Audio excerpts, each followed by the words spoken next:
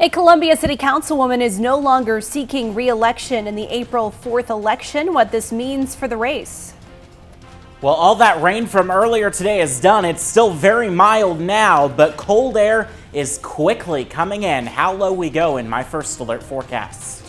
And it's now up to Governor Mike Parson to sign a bill that would raise pay for state workers. This is KOMU 8 News at 10. Coverage you can count on. KOMU 8 News starts now. Columbia City Council's Ward 1 election race got a little bit less competitive today. Good evening, everyone. I'm Evie Allen. And I'm Emily Spain. Thanks so much for joining us tonight. Councilwoman Pat Fowler pulled her bid for re-election. KOMU 8's Joshua Schuman joins us now with what that means for the city. Yeah, Emily, Fowler's announcement on Facebook means the Ward 1 election race is nearly over before it even began. Supporters I met with say her work will be remembered, and now her opponent, Nick Knopf, looks forward to securing that seat by default. It is not set in stone, but Knopf. Fowler will continue her service up until April 3rd, the night before the election. In the studio, Joshua Schuman, KOMU 8 News. Missouri is in the middle of an employment crisis for state workers. With the state short thousands of employees, Missouri Senate voted in favor of a supplemental budget, increasing state employees' wages by 8.7%. KOMU 8's Nate Sanchez spent the day at the Capitol talking to lawmakers who think this move will help bring state workers back. Nate. Yeah, Evie, this is the largest wage increase for state workers in Missouri history. In the studio, Nate Sanchez, KOMU 8 News. Well, this morning, the Senate Appropriations Committee heard testimony from various organizations tied to sports and gambling. Senators deliberated on two separate bills aimed at legalizing sports gambling in the state. One of the bills would also expand video lottery terminals to businesses like bars and restaurants. Both a betting executive and a lawmaker are calling for tax money on bets to fund education and gambling addiction programs. We should just can Senate Bill 1 and go with Senate Bill 30, which would pass sports betting and put Missouri on par with 36 other states in the country, and stop tying it to slot machines on street corners, which the people of Missouri have clearly stated that they do not want. The author of Senate Bill 30 hopes his measure can provide more funding to Missouri departments strapped for cash. My legislation would tax any sports bet at a 10% tax rate. And that money then is constitutionally required to go to Missouri schools. So the fiscal note on the bill, which is the amount of money that we're anticipating bringing in every year as a result of this, is right around $30 million. Last year, lawmakers almost passed sports betting, but it fell short in the final moments. The Senate committee did not vote on the bills this morning. It was a bit of a stormy midday today, picking up about half an inch to an inch of rain for a lot of this cool air sticks around coming up. All right, thank you, Matt. Well, authorities in Florida arrested a 19-year-old man in connection with the shooting deaths of 3 people, including a child. That shooting spree began when he killed a woman in her 20s. Hours later, that same suspect fired at a TV news crew covering the first shooting. One member of the 2-person news crew died. The other is in critical condition. The sheriff shared his frustration about those shootings. No one in our community, not a mother, not a 9-year-old, and certainly not news professionals, should become the victim of gun violence in our community. The suspect is now in custody and charged with murder. Officials say he has a lengthy criminal history that includes gun charges and aggravated assault.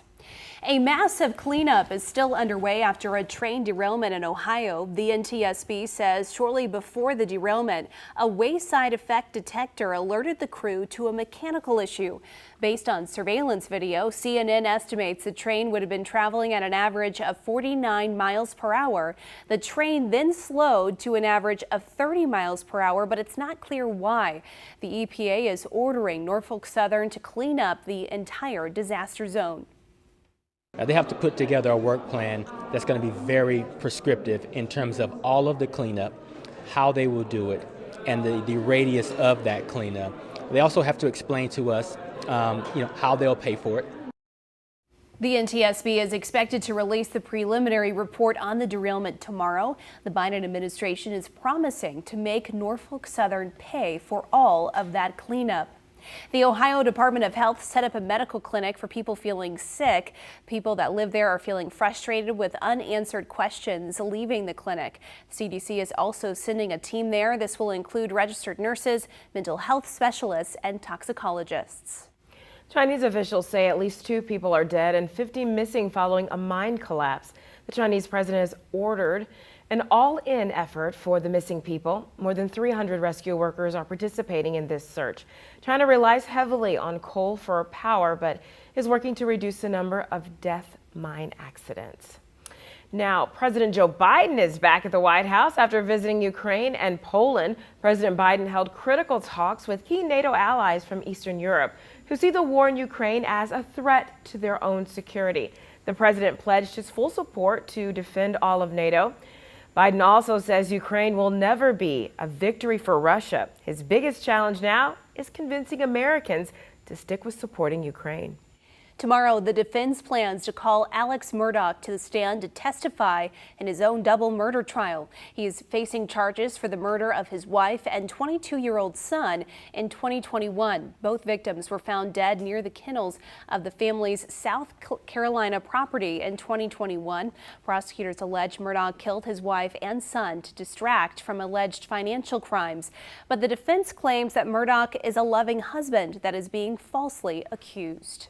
The preliminary hearing for the alleged Club Q shooter, Anderson Lee Aldridge, began today. He is facing 323 charges for that shooting. The man is accused of using an AR-15 style rifle to open fire inside that club, killing 5 people and injuring 17 more. The prosecution is now tasked with finding a motive for his accused crimes to continue the case. Well, remember Mpox? It's still out there and the CDC wants to address it. Now, independent vaccine advisors voted unanimously to recommend the new 2-dose vaccine for adults at risk. Health officials have already given more than 1 million of the shots under emergency authorization.